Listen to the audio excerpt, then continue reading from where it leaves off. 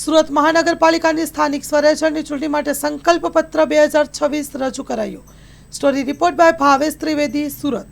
સમગ્ર ગુજરાત આજે જેને મિની વિધાનસભા કહીએ એ રીતની સ્થાનિક સ્વરાજ્યની ચૂંટણીમાં જઈ રહ્યું છે, ત્યારે સુરત શહેર સમગ્ર ગુજરાતનું સૌથી વધુ વિકાસ પામતું શહેર છે. ત્યારે સુરતના વિકાસ માટેનો સંકલ્પ પત્ર આજે અમે પ્રદેશના મહામંત્રી શ્રી અને સુરતના ઇન્ચાર્જ શ્રી પ્રશાંતભાઈની આગેવાની હેઠળ અને અમારા વિધાનસભાના ઉપાધ્યક્ષ શ્રી પૂર્ણેશભાઈ તેમજ દરેક ધારાસભ્યશ્રીઓ અને શહેર પ્રમુખ શ્રી પરેશભાઈની આગેવાની હેઠળ સંકલ્પ પત્ર રજૂ કર્યું.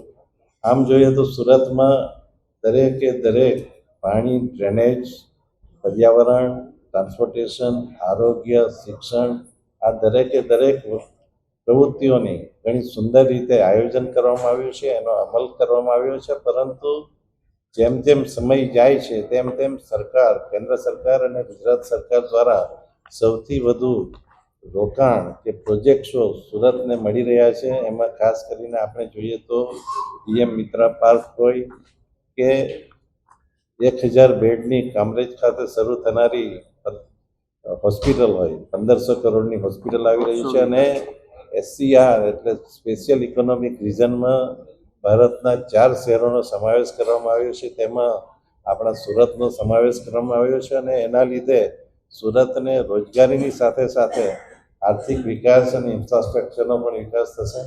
અને 2030ની કોમનવેલ્થ ગેમ છે, એ ગેમના ઘણા બધા સ્પોર્ટ્સ સુરતમાં થવાના છે. એ માટે સ્પોર્ટ્સ ઇન્ફ્રાસ્ટ્રક્ચરમાં પણ સુરત આખા ગુજરાતમાં સૌથી આગળ રહેશે અને એ માટેની પણ આ આપણા સંકલ્પ પત્રમાં વ્યવસ્થા કરવામાં આવી છે.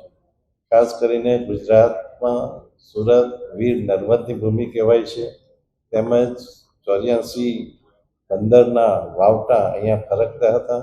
એ રીતે સુરતે પોતાની આગવી વેપાર પ્રવૃત્તિઓ જાળવી રાખી છે અને એમાં માનનીય મુખ્યમંત્રી શ્રી ભૂપેન્દ્રભાઈ પટેલની આગેવાની હેઠળ અને માનનીય પ્રદેશ અધ્યક્ષ શ્રી જગદીશભાઈ વિશ્વકર્મા અને માનનીય નાયબ મુખ્યમંત્રી શ્રી હર્ષભાઈ સંઘવીની આગેવાની હેઠળ ગુજરાત આ ચૂંટણીમાં ભવ્યથી ભવ્ય વિજય મેળવવા જઈ રહી છે.